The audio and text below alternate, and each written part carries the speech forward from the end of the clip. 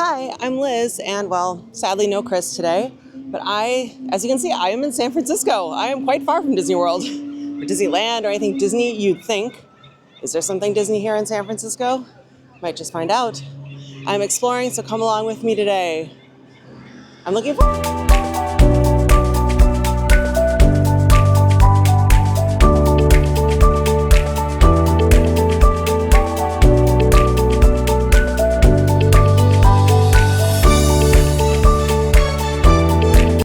This is the Fisherman's Wharf area. It's kind of, honestly, it's like tourist central, but it's an interesting place to come visit. When you're here, you gotta at least see it once. There's a Madame Tussauds, a Ripley's Believe It or Not, Hard Rock Cafe in the area. It's also the area you come to board boats to Alcatraz and things like that. But it's pretty well known for its seafood, and of course it's right next to the famous Boudin bakery where they, pump out tons of sourdough bread every day. So yeah, this is a great place to come during the day. It's about 9 in the morning here, so nothing's really open, but this is a really good place to come. At least that's what they say for fresh seafood. Hey everyone, on my way to the secret Disney thing here in San Francisco. I decided to stop at what I'm going to call the Carb Mecca, which is where they make the famous sourdough bread, Busan. It was really hard to choose what to get. I also got a pumpkin spice latte, my first of the season, but I'm wearing a Halloween shirt. Of course, I brought a Haunted Mansion shirt on this trip. Had to have something Disney. The pumpkin spice latte is perfect. It's a little sweet, but oh, I love my pumpkin. I'm so excited for pumpkin season. So good. All right, let's try this. I got like a half a loaf, but I just wanted to try the classic bread. They had all sorts of goodies like cinnamon rolls and croissants and like jalapeno rolls and like all this stuff. And of course, big loaves of bread and everything you could possibly want that is bread based. But I just wanted to try the classic, but I didn't want to get a whole baguette because it's just me. Oh my God.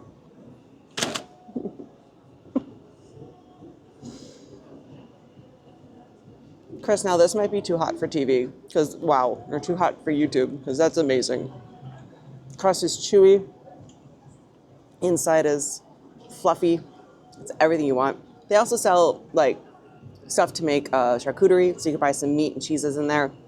Have a little picnic out here, which is a lovely way to spend a day, especially when it's kind of nice out. I'm enjoying the cooler weather. It's like in the 60s right now and a little cloudy, a little misty.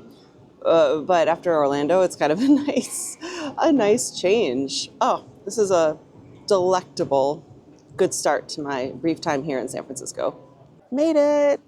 There's the Walt Disney Family Museum here in the Presidio in San Francisco. It's a beautiful location. It's an amazing museum. Was here like a decade ago, and I'm so excited to go back in and see it again. Whee! Even on a trip like this, sailing, I'm on a different trip. I'm sailing from Vancouver all the way around the Panama Canal to New York, and I still managed to fit in my Disney. Let's go. This museum starts with his early life. It's a little hard because I can't take videos of course, other people, but it talks all about his life growing up with these great animations. It's really informative and entertaining. Talking about Chicago and Marceline over here. Of course, Marceline inspired Main Street USA. Oh my gosh, even in the elevator, you hear Walt's voice. This is just amazing.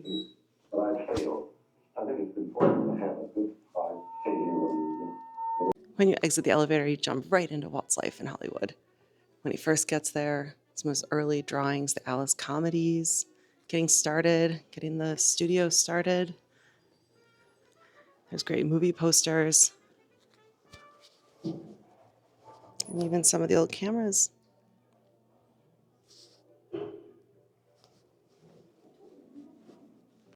The next room is all about the Silly Symphonies. The old mill, really transformative Silly Symphony. Here's original sketches talking about how they're able to give it depth.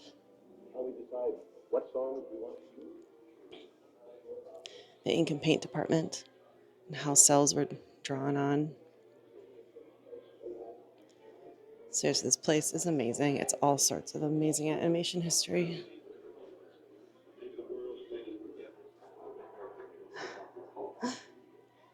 Officer Duck.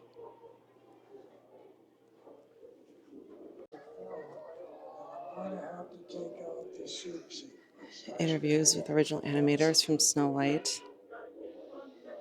While this animation was still in the preliminary or pencil phase, we found that the overall picture was too long. Something had to be left out, and this was it. You see, even though we liked the sequence, it was not essential to the telling of the story. I got home that day and I said, I could take it all picture. Oh, look at this concept art. So beautiful.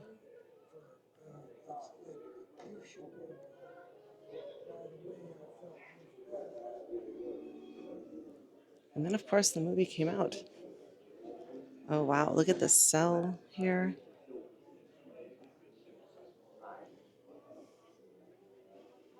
Absolutely beautiful.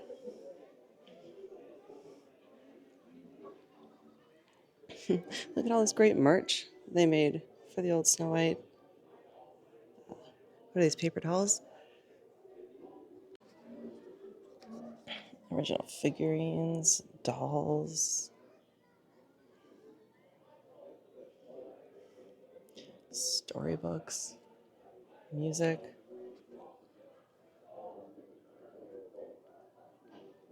This might be one of the coolest things in here, at least to me, the multi-pane camera.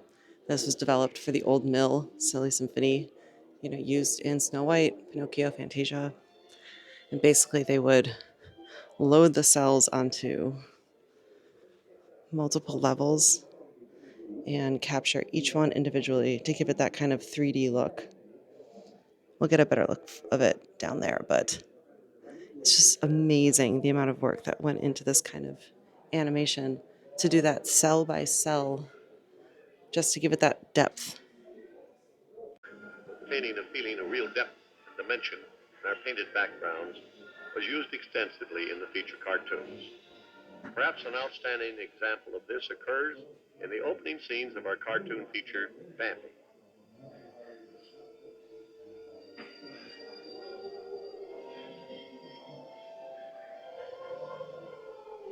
Here we see the multiplane camera crew preparing to shoot that scene.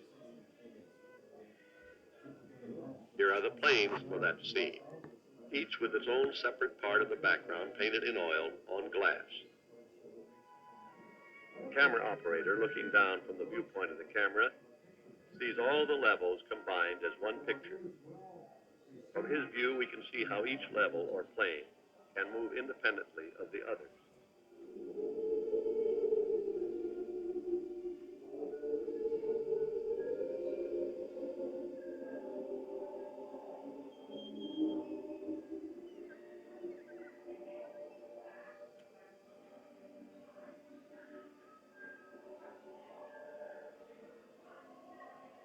Now, this is a different kind of drawing.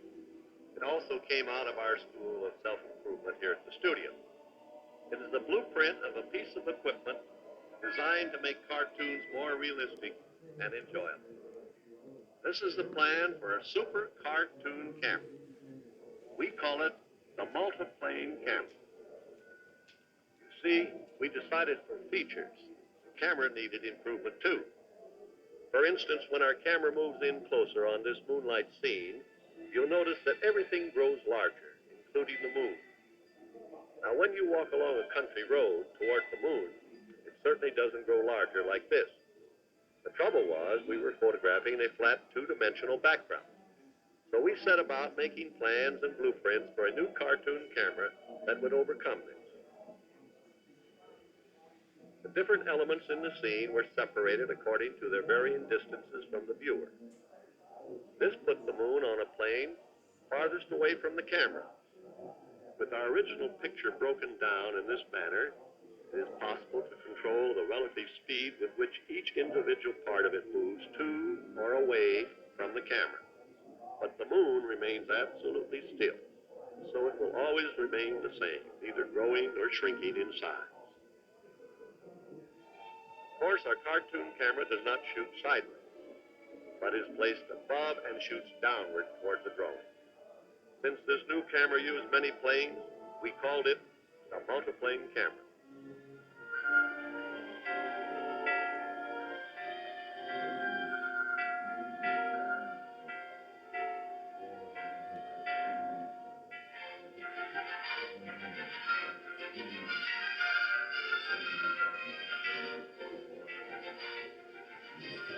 This trick of obtaining a feeling of real depth and dimension in our painted backgrounds was used extensively in the feature cartoons. Perhaps an outstanding example of this occurs in the opening scenes of our cartoon feature, Bambi.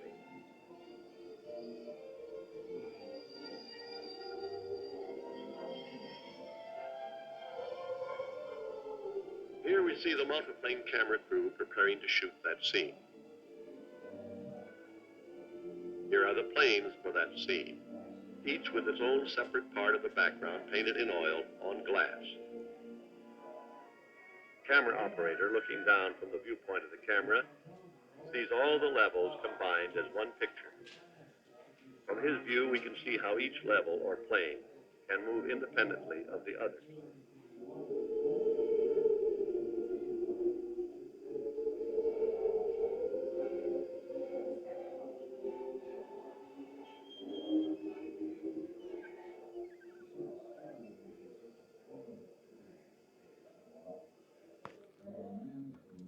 Of course, it wasn't always rosy, and these are things they're still dealing with at the Disney Company, but this is the story of the first strike at the animation studios. I don't know what. I wanted to close it. I said, I'll close it and let them settle. What I love is throughout this museum, you are hearing most of this through Walt's voice.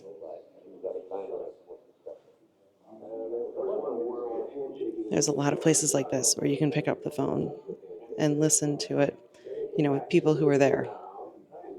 Alice Davis, Bob, Grace, just getting like a firsthand information.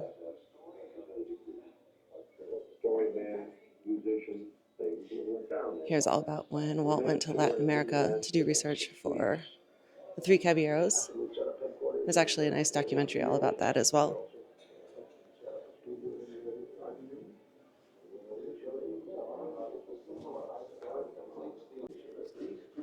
The next challenge was, during World War II, Disney was asked by the military to create all sorts of patriotic videos during that time. It's a little propaganda. Everyone does it. Donald Duck was a huge star during these days.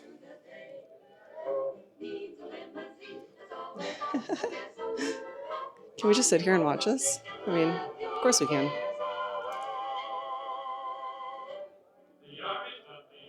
Ooh, Donald!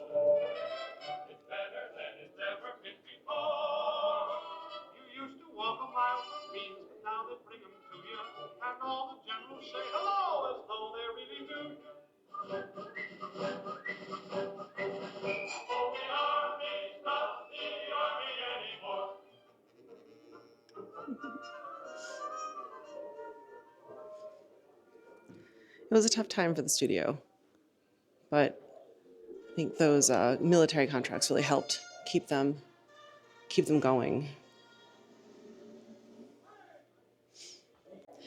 Well, nice that they recognize that everything Disney did in this era was not the best for a lot of cultural groups. This is after the war era.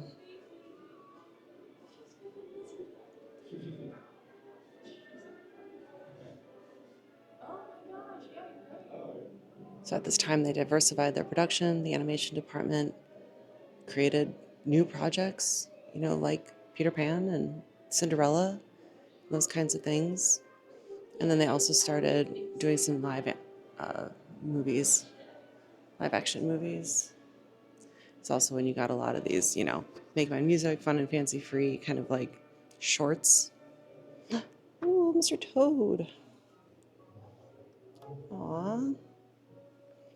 Let's see, is there any Sleepy Hollow stuff in here? A lot of concept art for Mr. Toad. Oh, and the Three Amigos. I really love the Three Amigos. I don't know why. It's cute, but it's not like that great. Of course, I love Donald, so that's probably what it is. Wow. That's so cool to see the actual cells on here.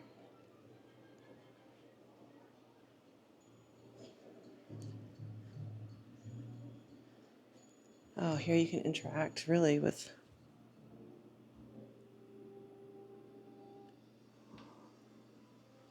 learning about ink and paint, the whole animation setup. Ooh, look. 20,000 Leagues. Here's a model of the Nautilus from 1951. Ooh, that's cool.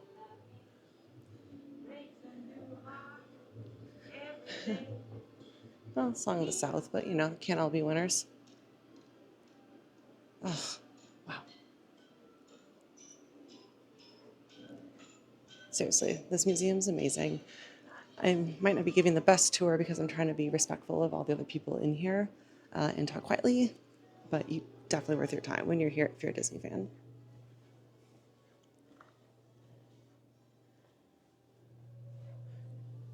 Here's a room just with some of Walt Disney's personal collections and treasures. Pictures of his trips. Look at this. Switzerland and Paris. Walt and Lily in the 50s. During the filming of Treasure Island, I guess. They went to Lincolnshire, England. Oh, the miniature rooms at the museum in Chicago, the Art Institute. That's great. And I guess Walt was really big into miniatures. Cute. Let's go see some of them.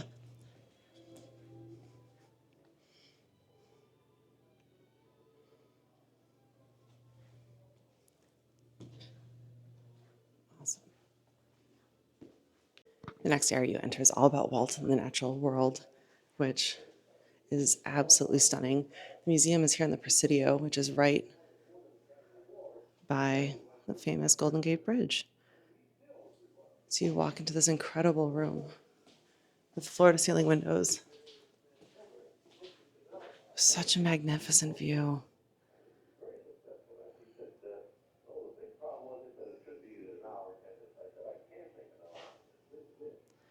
It's nice it's actually a little sunny today. It was raining earlier, but it seems the sun has come out now. Oh, what a beautiful place. The point of the area is to focus on the true life adventures. So when Walt started doing television, you know, he really wanted to focus on Mother Nature and wildlife, showing people the world.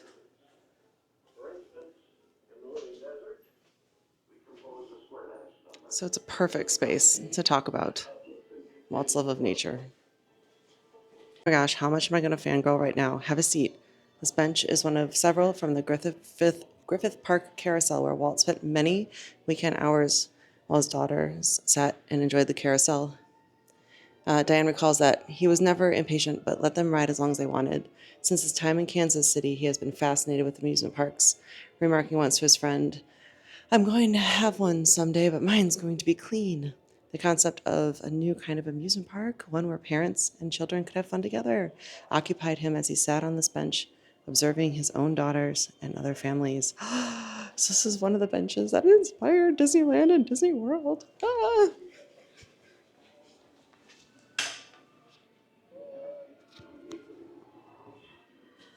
Oh my goodness. I'm like sitting on history right now. Animation's great, but oh, we're in the part about building Disneyland.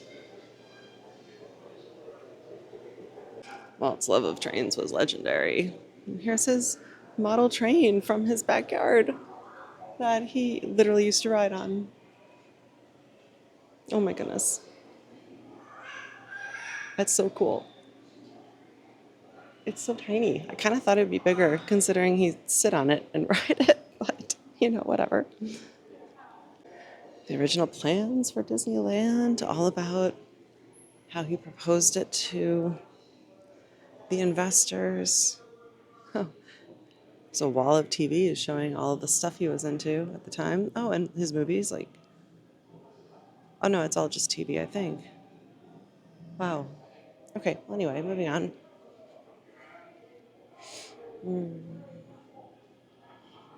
An original model of, well, they called it Fantasyland Castle. I guess it wasn't called Snow White's Castle just yet.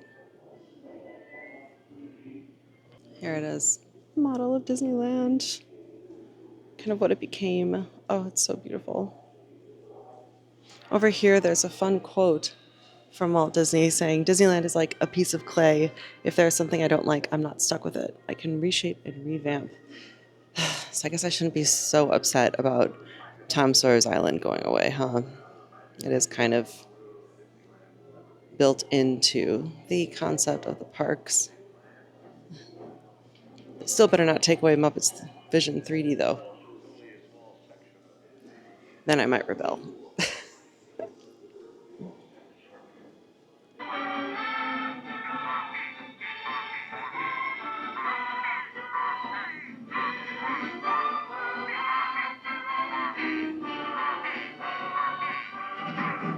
Everyone's favorite ride. For next year, next June, I hope, we'll have a new Tomorrowland. I'm demolishing the present Tomorrowland, starting from the ground up and building a whole new Tomorrowland.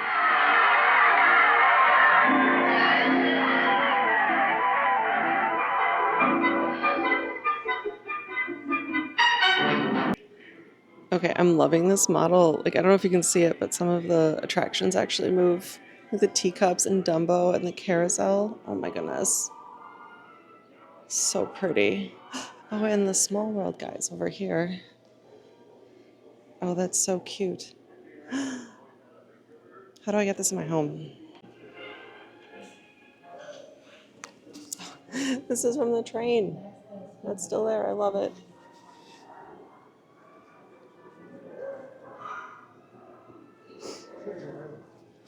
Jungle Cruise. Oh, wow. Oh, over here in Pirates, it lights up where they shoot the cannons.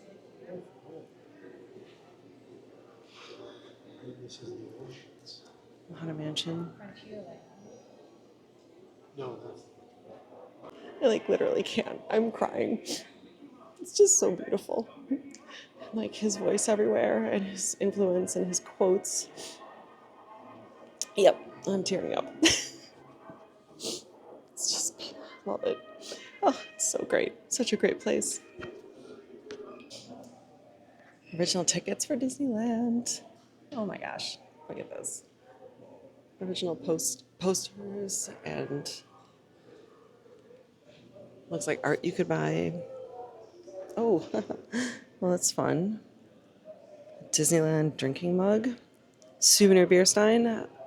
Souvenir beer stein? That's kind of weird considering there was no drinking in the park. Well, anyway, they could have just called it a souvenir drinking stein.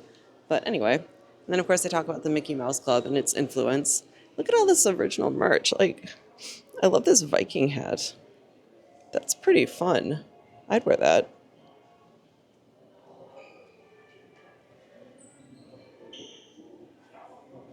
Like, what is this? Mouse cartooner.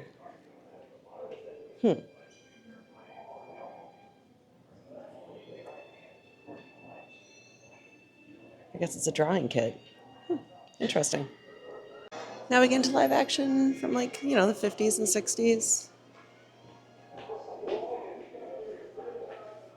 That Darn Cat, Son of Flubber, those kinds of things. Of course, you can't talk live action Disney without Mary Poppins.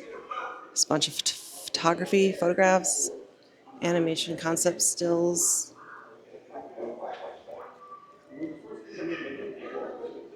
An original edition of the original book of Mary Poppins, inscribed to Walt by the publisher. Can't talk about Disneyland without the 1964 World's Fair. This is where they debuted Small World, Great Moments with Mr. Lincoln, Carousel of Progress. I mean, some iconic attractions. And debuted a lot of their animatronic technology.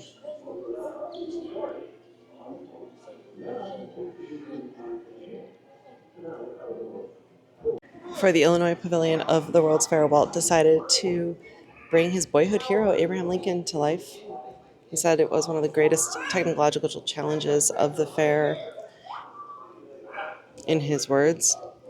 So we took Lincoln, and I thought, this is going to get us in trouble because he was a historical character, and people know what Lincoln was like. And we're going to be in deep stuff if we don't get it right. So we started looking at references of Lincoln and so on. Oh no, that was Harriet Burns, an Imagineer. He's a model of the original Small World, and in the words of Alice Davis, who's an artist and Imagineer on this project, they put long pantaloons on the dancing can-can girls because the skin on the animatronic kept ripping, and the pantaloon would cover that up. But I guess Walt noticed, and he said, Alice, how come you put long pantaloons on the can-can girls? And she said, well, Walt, you told me you wanted a family show. They have this great interactive audio animatronic that you can play with here. Ah, buenos dias, everyone. We audio animatronics characters are always ready to get on with the show. That is what we're made to do. Like, there's audio animatronic pirates, ghosts, singing bears, presidents, robots, elephants, and space aliens. Not to mention tiki birds. Audio animatronics isn't just something that's fun to say. It is an amazing entertainment technology dreamed up by Walt Disney himself. Take a look. They say a bird in the hand is worth two in the bush. But this little fellow here is worth a fortune. Because we poured a fortune into creating him. The first problem was to make a move. Come on, presto, move. Then, come on, show off. Rear back and show off your chest. That's it. Proud. Costs a heck of a lot of money, so live up to it. Well, actually, it wasn't as simple as that. Just as we had to learn to make our animated cartoons talk, we had to find a way to make these characters talk too. Now, to accomplish this, we created a new type of animation. So new that we had to invent a new name for it. Audio animatronics? Right, audio animatronics. Now, these are not working from tape. These are manually controlled. This little gizmo here, kind of like a joystick on the old type airplanes, is what gives us a chance to program the bird. And as we work this and get all the little movements that we want in the bird out, we record it on the tape. And from then on, the tape will do everything that we've done here. So now we'll have a little go at this thing. Pretty amazing, huh? How about trying it for yourself? These programming joysticks are just like the ones used to program the very first audio animatronics characters. You can use it to program my movements. First, try to make my head nod. Good. Now, rock my body forward. Now we're moving. Can you make my chest puff? This is great. That's a breath of fresh air. Now turn my head left and right. Muy bueno, amigo. How about opening my teeth? Say magnifique. You're a natural animator. Now let's see what you can really do. This is so fun. You can make him move. Let's open its beak.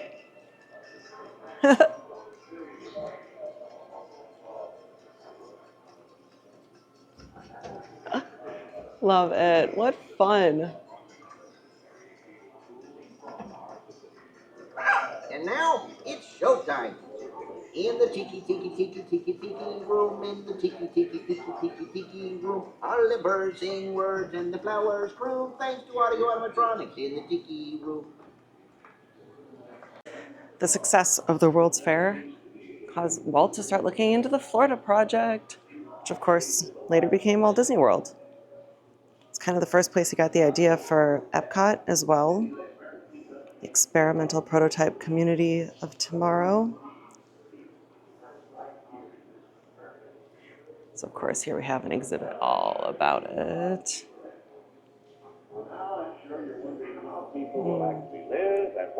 The classic, pretty famous video about how he expected it to work. Epcot begins with an idea new among cities built since the birth of the automobile. Well, it didn't quite turn out the way Walt had originally thought. Still a great place to go. Here's some more information about Technicolor.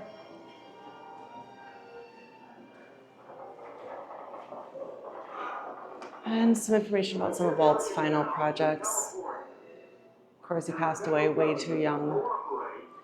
He wanted to build a ski resort, which was coming along pretty well when he passed away.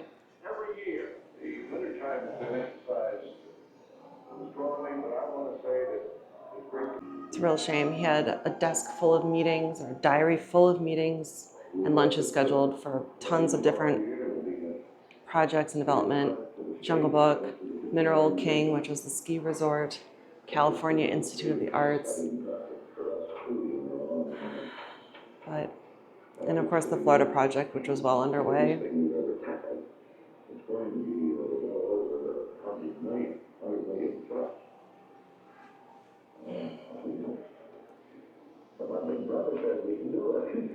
It's so sad. Walt was complaining of pain in his back, so he went in for some surgery on October 25th, and that's when they found out he had a lump on his lung, which turned out to be cancer.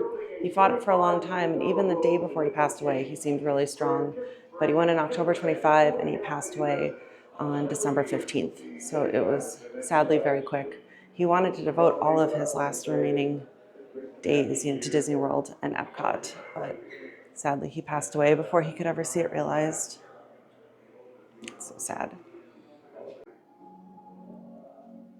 He was barely 65 years old when he passed away. It's so young. And the world definitely mourned. Here they have, I have chills while I'm here and talking about this. But yeah, they published a bunch of, cartoons and everything about him passing. And over here, you can even hear colleagues and friends recalling hearing the news of his passing, which is really moving.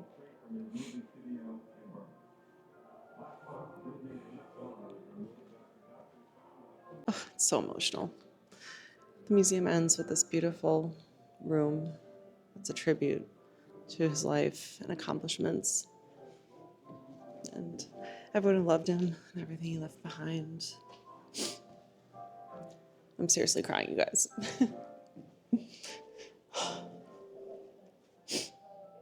Okay, sorry. I need to stop doing that into the microphone. But this museum is magical and definitely worth some time if you have it in San Francisco and you're a Disney fan. Well, that was the Walt Disney Family Museum. Oh, it's just so wonderful and so emotional and so educational.